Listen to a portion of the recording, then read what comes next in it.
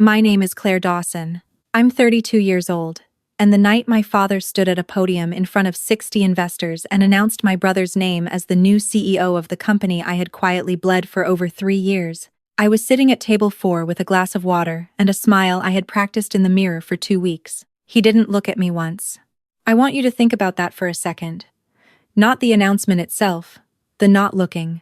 Because my father is a man who has always known exactly where I am in any room. He's the kind of man who notices when you've moved a chair 2 inches. He knew. He just made a choice about what to do with that knowledge. I'm getting ahead of myself. Let me take you back to the beginning, because this story doesn't start at the gala. It starts 4 years ago, on a Tuesday morning, when my dad called me into his office and told me the family needed me. My family runs Dawson Group, a mid-sized events venue and catering business my parents built from one banquet hall in Columbus, Ohio, into 3 properties over 30 years. Growing up, I folded napkins at weddings before I knew my multiplication tables. I ran the front of house at 16, learned the books at 18, and went to Ohio State specifically to study business management because my dad told me over and over that one day this would all be ours. Mine and my brother's together. My brother is Derek. He's 28, 3 years younger than me, and he has our dad's jaw, our mom's charm, and absolutely no operational experience running anything larger than his own apartment, which, for the record, he has never once cleaned without being asked. When Dad called me in that Tuesday morning, the company was in real trouble. The pandemic had destroyed venue bookings for 2 straight years. They'd taken on debt to survive.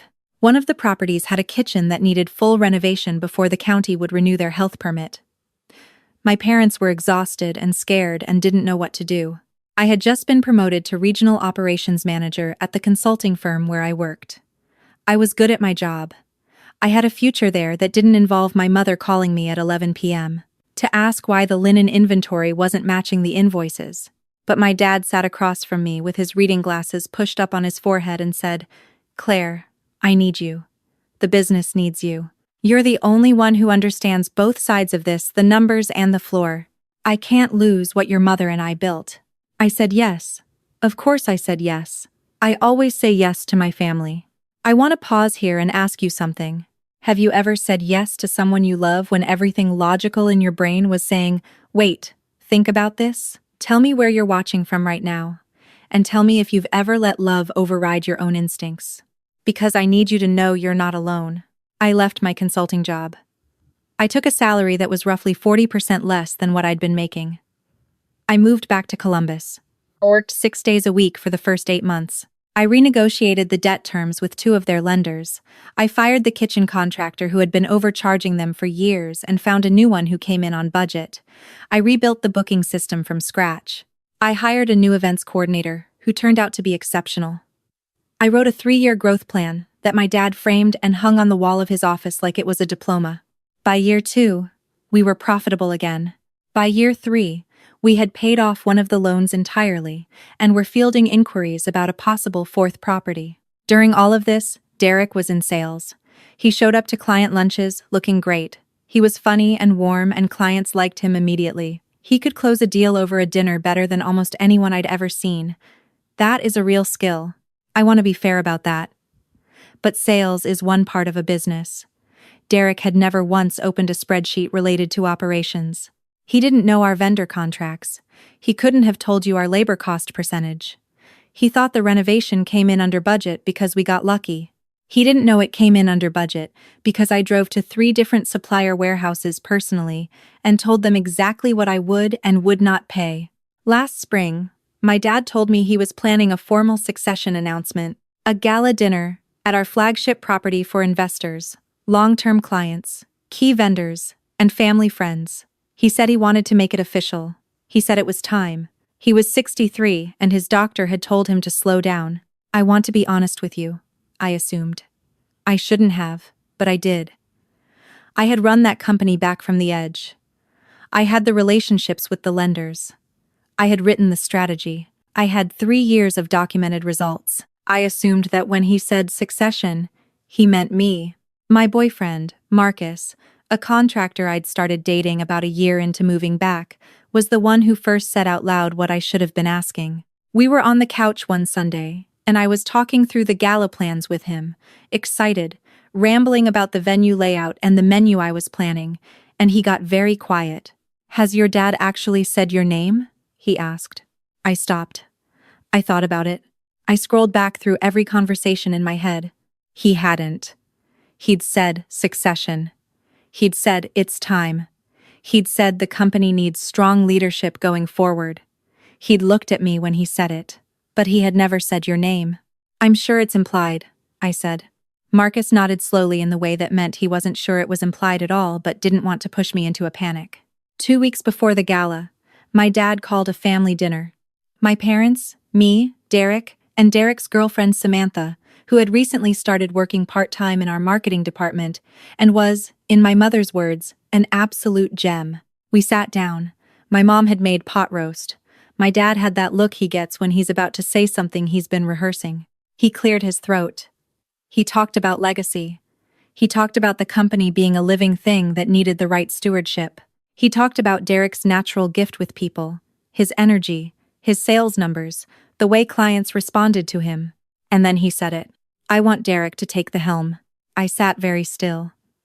The way you sit when you've just heard something and your brain is still trying to process whether you actually heard it correctly. My mom was nodding. Derek looked stunned for half a second and then covered it with a smile. Samantha squeezed his arm.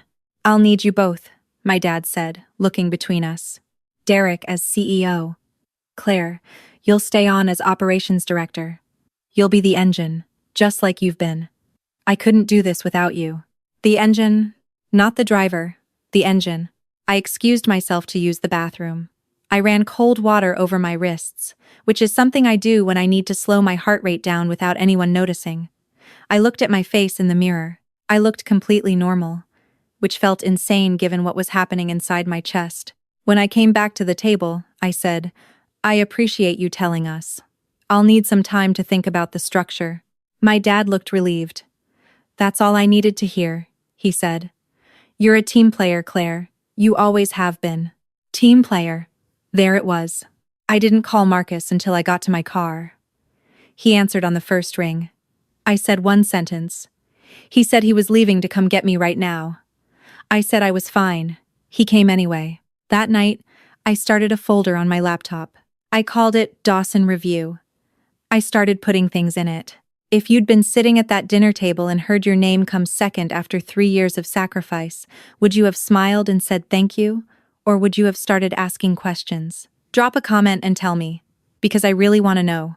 The week after the dinner, the pieces started clicking into alignment in a way that turned my hurt into something colder and more focused. One of our longest vendors, a linen supplier named Carol, who had been with us for over a decade, called me to congratulate me on the gala announcement she'd seen teased on our business social media. She assumed I was the announcement. I didn't correct her immediately, and in the pause, she said something that stopped me cold. She said, "I always meant to tell you back when things were really bad. Early on, your brother came to me and asked me to give the company an extended credit line, told me it was your father's idea. I did it. But later I found out your dad didn't know about it until weeks after the fact. I asked her what the amount was. She told me. It was significant. It was a number that would have shown up in our books in a way that explained a discrepancy I had noticed 14 months ago and had chalked up to a billing lag. After I hung up with Carol, I called our accountant and asked for a full reconciliation of every credit account from the past 3 years. He had it to me by end of day. Derek had opened 3 vendor credit lines without authorization. 2 had been quietly paid down and closed before I ever audited them. 1 had been rolled into our general accounts payable in a way that made it look like a standard invoice cycle. The total was not catastrophic, but it was not small. More importantly, it had been hidden. Then I found the expense reports. Derek had submitted reimbursement claims for what were listed as client development trips. 4 of them, over 18 months. Combined, they totaled just over $22,000. I started cross-referencing the dates against our CRM records. 3 of the trips had no corresponding client meetings logged, no follow-up emails, no new contracts initiated within 60 days of return. I opened Derek's Instagram, which was public. I found photos from all 3 dates: Barcelona, Tulum, a ski resort in Colorado, Beautiful photos. He looked relaxed. Samantha was in most of them. Those weren't client development trips. Those were vacations. Expense to our family's company. The company I had given up my career to save. I forwarded everything to the Dawson Review folder. I want you to sit with that for a moment. Have you ever discovered that someone you were covering for was quietly using the grace you gave them to take things that weren't theirs?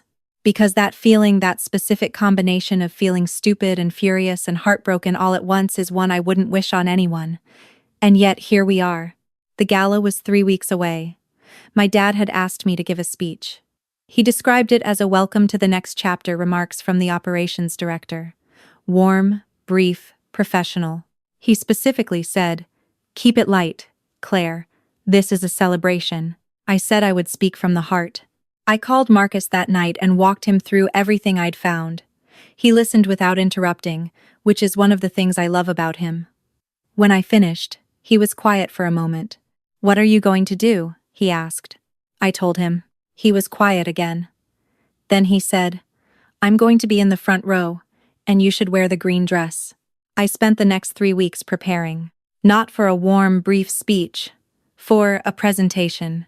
I organized everything into a clean slide deck, the financial recovery timeline with my name attached to every major decision, the vendor credit lines Derek had opened without authorization, the expense reports cross-referenced against his Instagram photos, the real cost breakdown of the last 3 years, and at the end, a single slide with a question: who actually built this? I also reached out to our 2 largest current investors, both of whom had come on board 18 months ago, based on the growth plan I had written.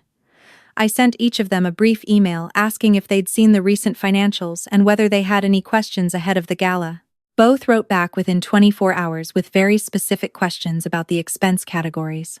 I told them I would address everything at the event. The night of the gala, our flagship venue looked perfect. Our events team had done everything right. I had helped plan it, so naturally it did. 60 guests, round tables with warm lighting, a small stage at the front with a podium and a projection screen, the kind of room that felt like authority and celebration at the same time. My parents arrived looking proud and happy, and like everything in the world was exactly as it should be. Derek arrived in a suit I recognized as new, with Samantha on his arm. He caught my eye across the room and gave me a thumbs up. "You look great," he said. I smiled and nodded. Marcus found me near the bar and handed me a glass of sparkling water. He squeezed my hand once. "You okay?" he asked. "I've been ready for 3 weeks," I said. Before dinner, I spoke with the AV technician running the screen. I'd emailed him my slide deck earlier that week, under the subject line, Succession Gala Speaker Deck. He confirmed it was loaded. I told him I'd nod toward him when I was ready for the first slide. Dinner was served. Conversations hummed around the room. My mother floated between tables doing what she does best, making everyone feel like they're the most important person she's spoken to all night. My dad laughed loudly at something one of the investors said. Derek charmed a table of vendors in the back right corner. I sat with Marcus and 2 of our longest-tenured employees, a woman named Gloria, who had been with us since the second property opened, and our head kitchen manager, Roberto. Both of them had been there through the hard years. Both of them knew exactly who had been in the building when it mattered. Gloria leaned over at one point and said, quietly, "I hope tonight reflects what actually happened here." I smiled and told her I thought it would. After dessert, my dad walked to the podium to applause. He gave a 12-minute speech about legacy and hard work and the Dawson family name. He talked about the business his parents had started in this city. He talked about my mother's contributions. He talked about the next generation stepping up. And then he said Derek's name. Derek walked to the stage. More applause. He was gracious, funny, appropriately emotional. He thanked my parents. He thanked the staff. He mentioned me by name as an extraordinary partner in operations who makes everything run. Applause directed at my table. I smiled. Then my dad said, "And I know Claire wants to say a few words." I stood. I smoothed my green dress. I walked to the podium. I looked out at the room. Investors in their jackets, vendors who had extended us credit on my word, staff who had worked double shifts because I asked them to, my parents beaming from the head table, Derek with his hands folded, expectant. I said, "I appreciate this moment. For those of you I haven't met, I'm Claire Dawson. I've been the operations director for the past 3 years. Before that, I was a regional manager at a consulting firm where I specialized in business recovery. I came back to Dawson Group because my father asked me to, and because I believed in what this company could be. A pause. Nods around the room. I continued. I thought the best way to honor this milestone was to actually walk us through what the last 3 years looked like, because I think context matters when you're celebrating a company's future. I nodded toward the AV technician. The screen behind me lit up. The first slide was simple. A timeline. Year 1, Year 2, Year 3. Each year labeled with the key operational decisions made in that period. My name was attached to each one, along with a brief description and the financial outcome. Debt renegotiation, vendor contract restructuring, kitchen renovation, new booking system, new hire, growth plan drafted and executed. I talked through it calmly. I heard the room shift, not in a hostile way, not yet. In a paying attention way. People picking up their glasses and setting them down again. Chairs angling forward slightly. The second slide was the financial recovery graph. Revenue, operating cost, net margin, year over year. It was a genuinely impressive chart. I'd made it myself.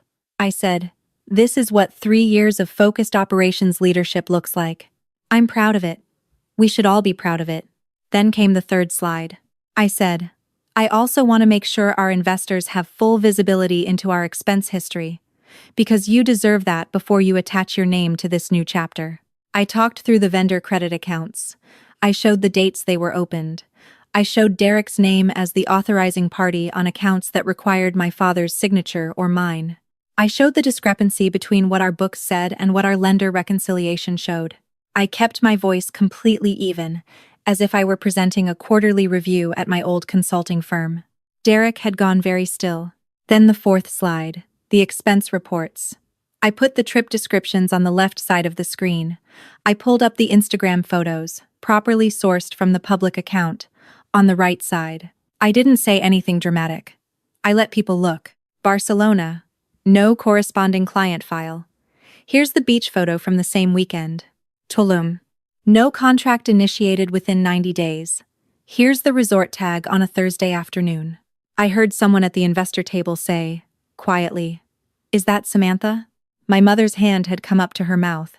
My father's expression had gone through several phases very quickly and landed somewhere between white and stone.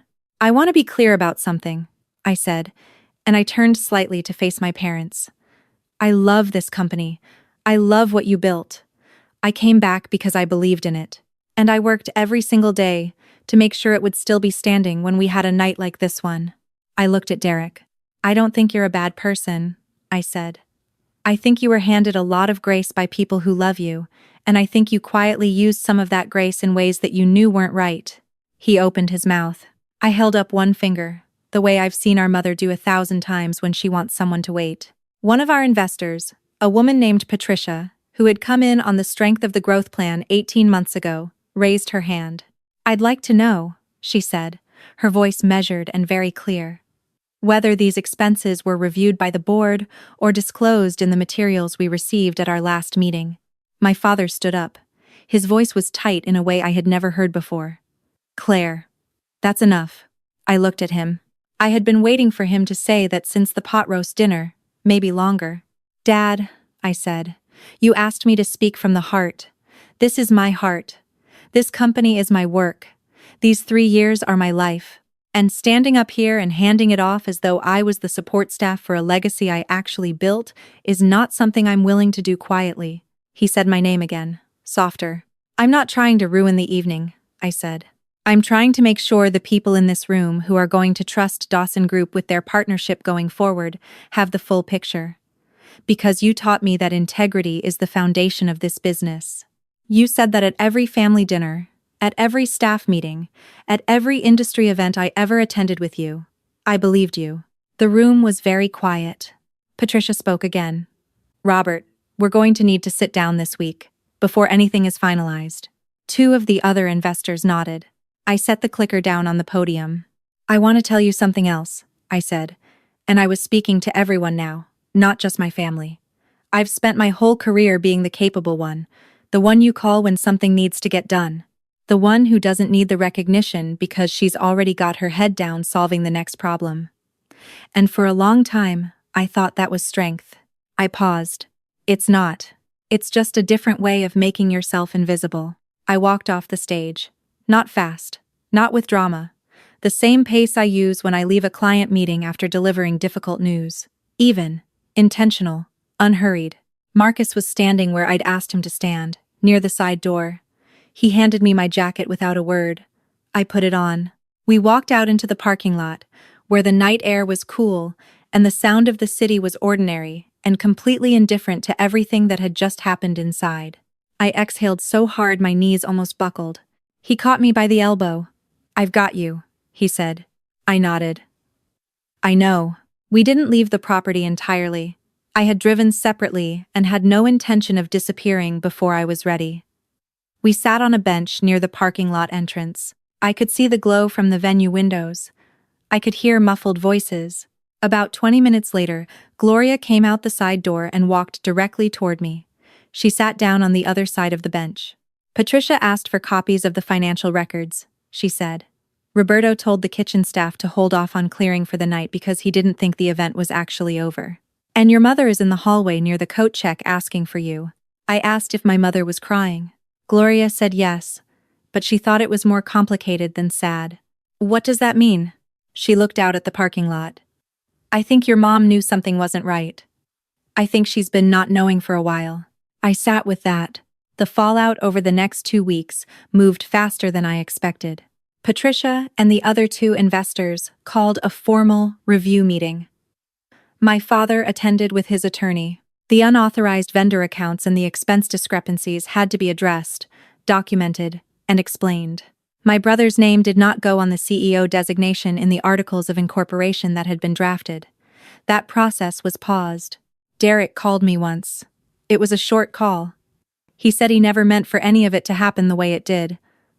I told him I believed that he believed that. Then I asked him if he understood the difference between something happening to you and something you allowed. He was quiet. I told him I loved him. I told him it wasn't enough. My dad came to my apartment on a Saturday morning, unannounced, which is something he has never done in my adult life. I made coffee. We sat at my kitchen table. He didn't give a speech. He just said, "I looked at your 3-year file last night. All of it. I went through every decision. I knew you were good." I didn't understand what good meant until I saw all of it written down. I asked him why he had chosen Derek. He took a long time to answer. When he did, he said, "Because I was afraid of you, not of you as a person, of what it meant that you were the one who fixed it, because I built this company, and if the person who saved it wasn't me, it meant something I wasn't ready to look at." That was the most honest thing my father had ever said to me in my adult life. It didn't fix anything, but it was a door, where before there had been a wall. I didn't take the CEO title. I want to be clear about that, because people in situations like this are always expected to want the throne at the end. I didn't. What I wanted was for the record to be straight. For the people who were going to partner with that company to know what the company was actually built on. For my own name to be attached to the work that was actually mine. I stayed on as operations director through the transition period, while my parents worked with a consultant to determine the right leadership structure going forward. It may still be Derek, in some capacity, if he does the work financial training, a real accountability framework, full transparency. It may be someone external, we'll see. What I know is this. I am not the engine anymore. I am not the quiet force that keeps everything running while someone else holds the title. Either I am at the table with my name on the door, or I am building something else. Those are the 2 options I am willing to live with. Marcus and I have started talking about what it would look like to start something of our own. He builds things. I run them. It's not a plan yet. It's a conversation. It's the first honest conversation I've had about my future in 4 years that isn't structured around somebody else's needs. I told my therapist about the gala, and she asked me how I felt when I walked off the stage.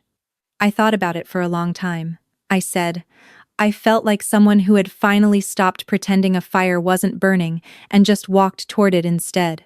She said that sounded like the beginning of something. I think she's right.